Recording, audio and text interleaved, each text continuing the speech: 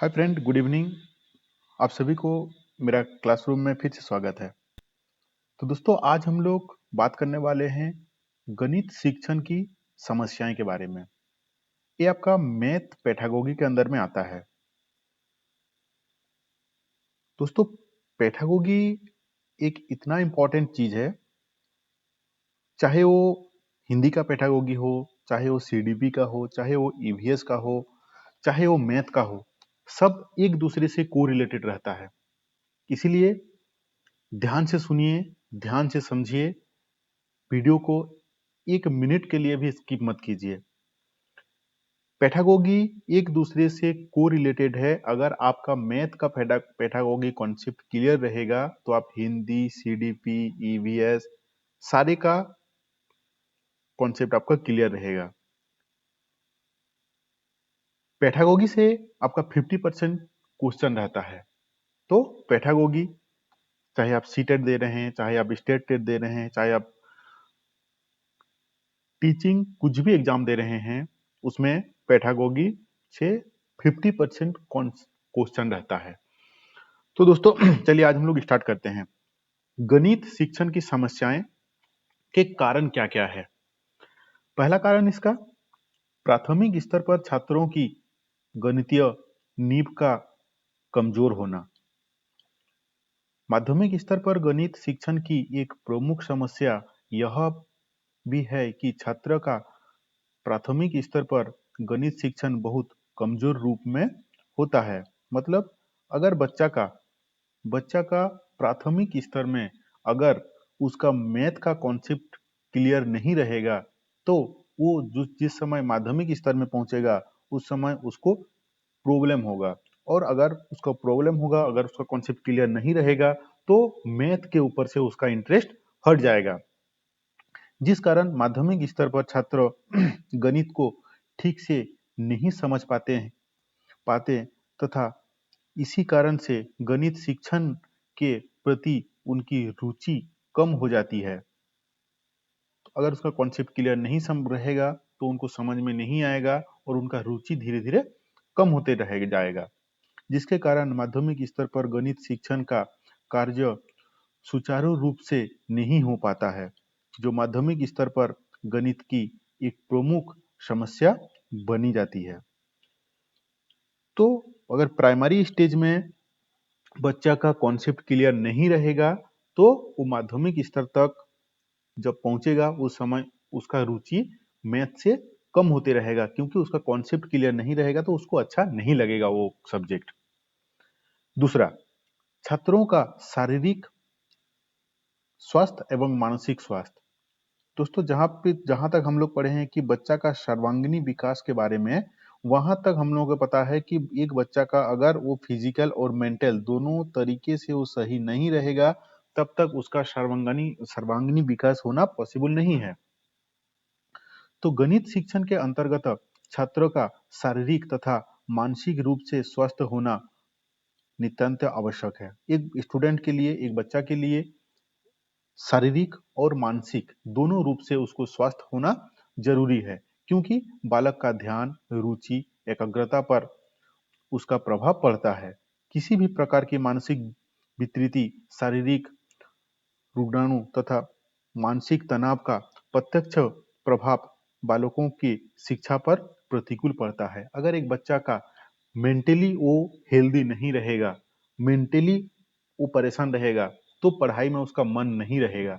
जब क्लास में टीचर उनको कुछ सिखाते रहेंगे तो वो उसका दिमाग जो है वो डाइवर्ट रहेगा। अगर वो हेल्दी से उसका हेल्थ से अगर शारीरिक हेल्थ से वो अगर सही नहीं है, तो जब क्लास में टीचर उसको पढ़ाते रहेंगे, वो उसको एब्जॉर्ब नहीं कर पाएगा, क्योंकि वो थक जाएगा थोड़ी ही देर में। इसीलिए मेंटली और फिजिकली दोनों ही स्वस्थ रहना जरूरी है। दोस्तों, वीडियो को एक मिनट के लिए, थोड़ी देर के लिए भी स्किप मत कीजिएगा। ये पैथागोगी का क्लास है, बहुत ही इंपॉर्टेंट क्लास है, ध्यान से सुनिए। दोस्तों, अगर चैनल में न्यू है तो प्लीज इस चैनल को सब्सक्राइब कर लीजिए, क्योंकि मैं इस चैनल में सी टेट और झारखंड टेट का कंप्लीट सिलेबस का एक एक चैप्टर का एक एक यूनिट को मैं डिटेल्स में समझाता हूँ। ऑलरेडी मेरा इंग्लिश का, ईवीएस का, सीडीपी का बहुत सारा क्लास हो चुका है। अगर आप नहीं देखे हैं तो डिस्क्रिप्शन बॉक्स में सारा का लिंक दिया हुआ है, प्लीज मेरा लिंक से वीडियो देख लीजिए। आइए हम लोग अभी बात करते हैं नेक्स्ट पॉइंट का, गणित शिक्षण का समय एवं अवधि। गणित कब पढ़ाया जाना चाहिए, इसका टाइम फ्रेम क्या होना चाहिए, रूटीन कैसे बनना चाहिए, इसके बारे में। यदि गलत टाइप का रूटीन बनेगा, गलत टाइम में हम मैथ को पढ़ाएंगे तो बच्चा नहीं सीख पाएगा।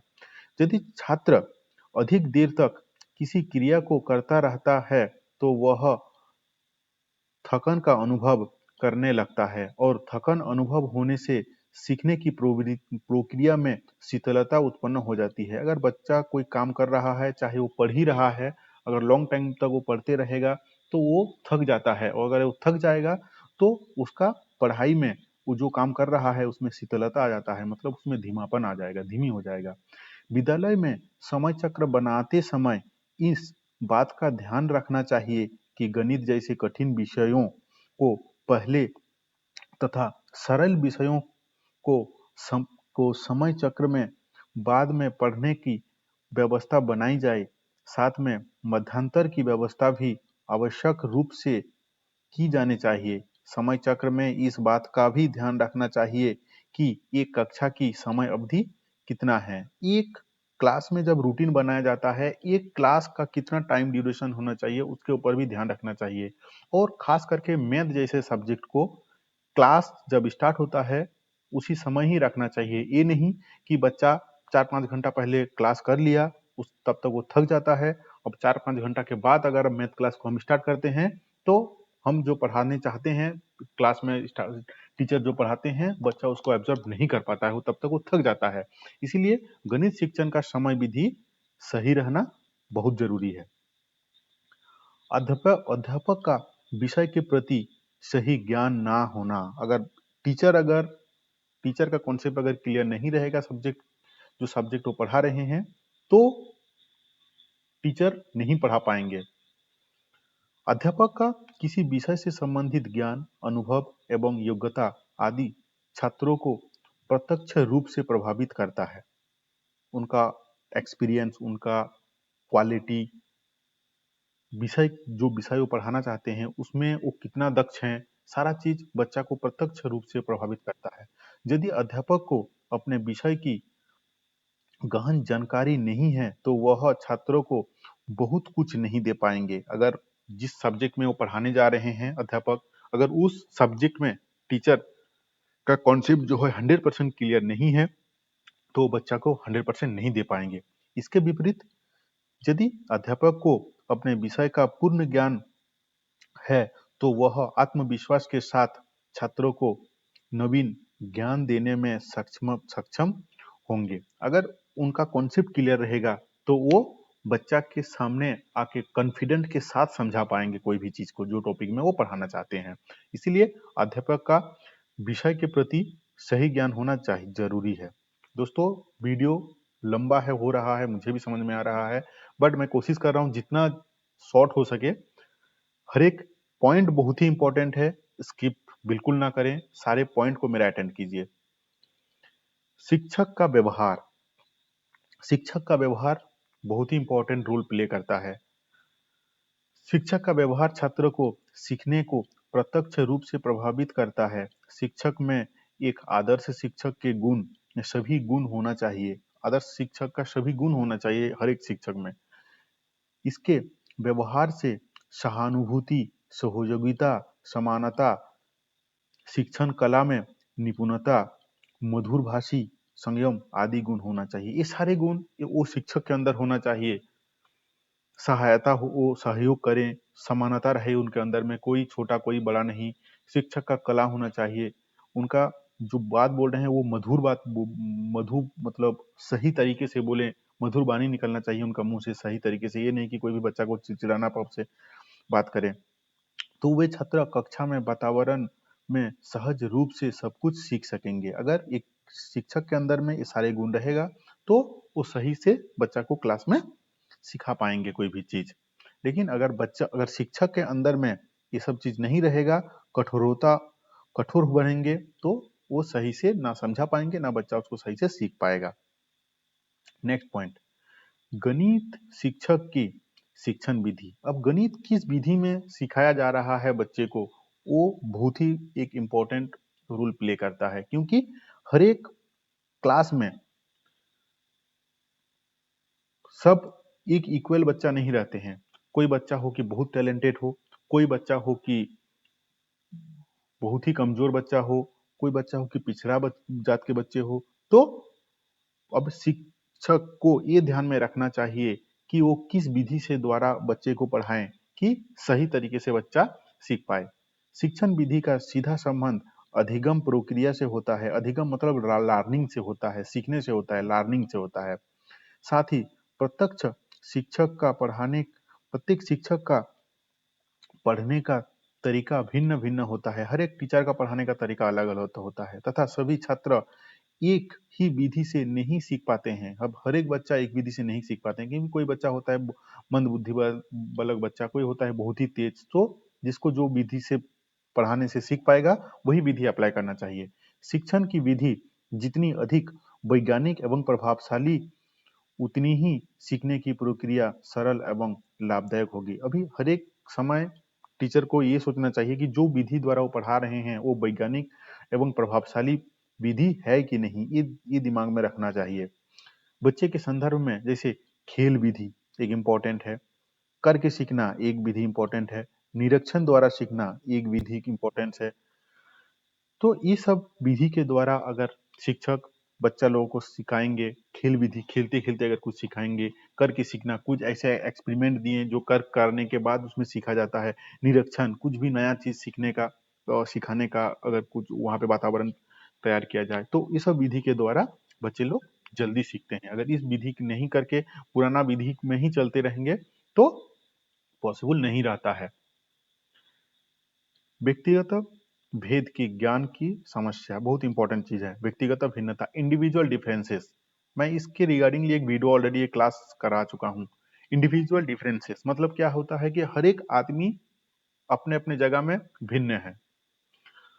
प्रत्येक छात्र की बुद्धि, रुचि, योग्यता, क्षमता, अभिवृत्ति आदि अलग अलग होती है तथा वही विशेषता शिक्षण का एक समस्या बन जाता है। हर एक बच्चा के अंदर में अलग अलग टैलेंट रहता है समझने का, अलग अलग योग्यता रहता है, क्षमता रहता है, अभिवृत्ति अलग अलग होता है।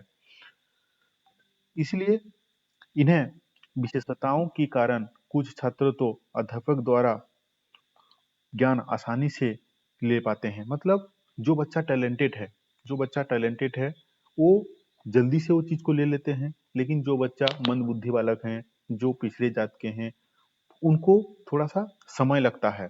इसीलिए शिक्षक को वही विधि द्वारा ही पढ़ाना चाहिए जिस विधि के द्वारा बच्चा कंप्लीटली सीख पाए चीज को। अब वहाँ पे मेधावी बच्चा हो सकते हैं, सामान्य तथा पिछड़े हुए छात्र, सारा सारा बच्चे वहाँ पे इंक्लूड रहते हैं।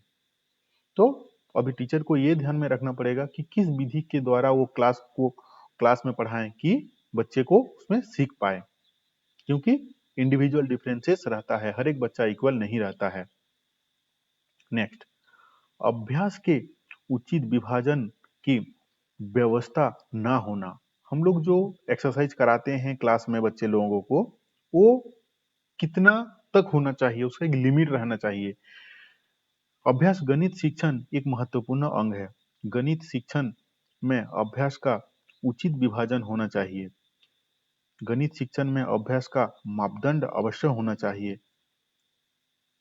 अभ्यास उचित होना चाहिए जितने कि छात्र उसे बिना थकावट का अनुभव करें। मतलब ये नहीं कि हम इतना एक्सरसाइज दे दे बच्चे को कि वो कर करके थक जाए, ऐसा नहीं। हम लोग का एक तो लिमिटेशन रहना चाहिए कि बच्चा को कितना प्रैक्टिस कराया जाए, बच्चा को कितना होमवर्क दिया जाए, उसका एक लिमिटेशन रहना चाहिए।